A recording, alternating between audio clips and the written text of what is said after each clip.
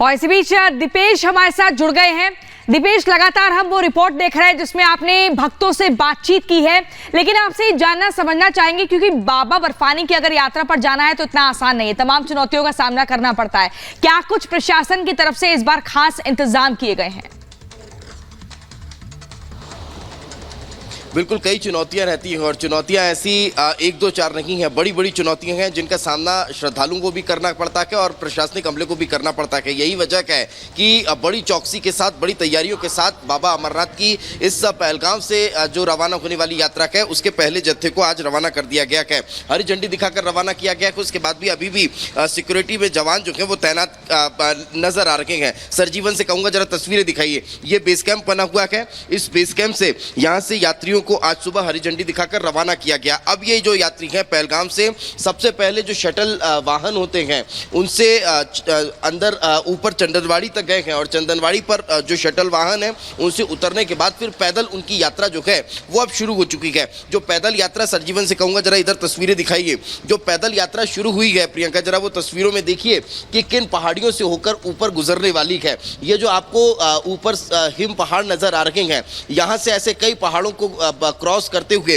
जो यात्री हैं वो 2 दिन में अपनी इस यात्रा को पूरा करेंगे और या तो 2 तारीख को शाम को यानी कल शाम को या फिर परसों सुबह 3 तारीख को सुबह वे बाबा बर्फानी के दर्शन कर पाएंगे जो पहलगाम से रवाना हुए हैं। लेकिन इससे इतर बालटाल भी एक रास्ता है जो सैन्य अधिकारियों ने, सैन्य टुकड़ियों ने या फिर ये कह लीजिए कि सुरक्षा के लिहाज से इमरजेंसी के समय में इस्तेमाल करने के लिए उसका इस्तेमाल किया जाता था। बालटाल का जिक्र करूं उससे पहले जरा एक और तस्वीर देख लीजिए। ये जो हेलीकॉप्टर है वो यहाँ से रवाना हो रहा है।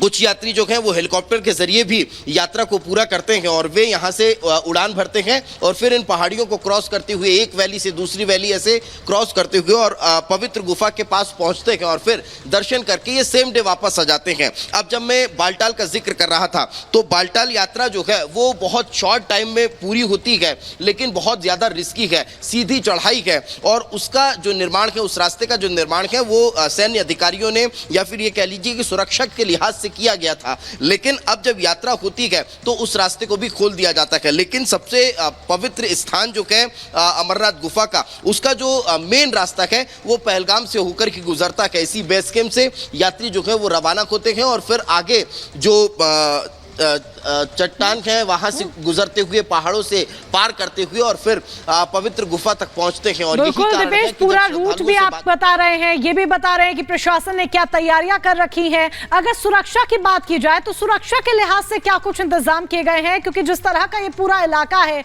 जो पूरा एरिया है, वहां के लिहाज से सुरक्षा भी महत्वपूर्ण विषय है।